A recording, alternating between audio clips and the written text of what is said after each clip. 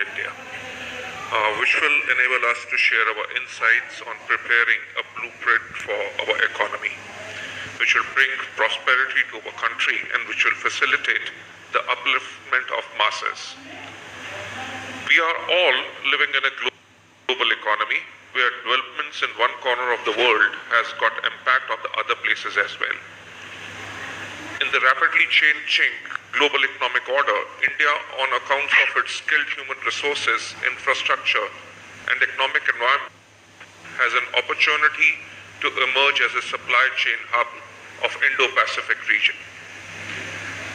Last 1.5 years have been a period of trial and tribulation for economy all across the globe.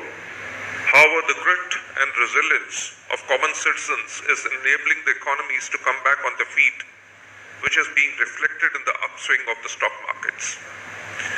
Today's session will signal robust, sustainable growth and will enable us to come up with a plan of action which will bring smiles and miles of prosperity to the Indian economy. I am delighted to share the dais with the captains of the industry, Shri Sanjeev Puri, CEO and MD ITC Limited, Shri Alok Kirloskar, Managing Director, SPP Pumps Limited, UK, and Head International Business, Kirloskar Brothers Limited, Shri Manish Patnagar, Managing Director, SKF India Limited. And I look forward to listening to each one of you. The exchange of viewpoints will enable PhD CCI to have a recommendation and work closely with all the state governments. India has a federal structure of governance, and over the years, states of Indian Union have been encouraged to pursue economic reforms initiatives in their respective states. In India, center and states have a very structured and process-oriented working relationship, and they work together on many nation-building initiatives jointly as Team India. Bureaucracy in India has a huge responsibility, and it has to be nimble and proactive in delivering the growth for our economy, and it needs to adapt to the changed economic circumstances. Cooperative federalism is the nucleus on which center-state relationship is based, and it ensures a flexible relationship between the central and the state governments to work together on a variety of initiatives and programs. India is a resilient nation and is poised to become a 5 trillion economy by 2026. And it aspires to become a $10 trillion economy by 2032 and 33. In our nation's march towards economic prosperity, sustainability, agriculture, food processing, manufacturing and exports will play a very prominent role. These are growth sectors of Indian economy and landmark policies envisaged by center and states boosting its overall growth. Combined and cooperative efforts of center and states through path-breaking reforms will be the driver for overall economic growth. Agriculture and food processing industries are closely interlinked and have symbiotic relationship with FMCG industry of India and empowers rural India, that is the real Bharat. It has been due to the efforts of Indian farmer that India has emerged as self-reliant in food production. I would like to state that onus of transforming agriculture and states lies with both center and the states, and combined effort needs to upgrade the agri-infrastructure such as cold storages in India. I urge the government to push creation of world-class infrastructure and high-quality motorable roads, especially in the rural India, which will ensure transportation of agriculture produce across favorable markets in quick time. I would also like to commend Honorable Union Minister for Road Transport and Highways, Shri Nitin Gadkari, for his able leadership, and under his road guidance, if I am correct, the Road Ministry built 13,327 kilometers of highways in the financial year 2021.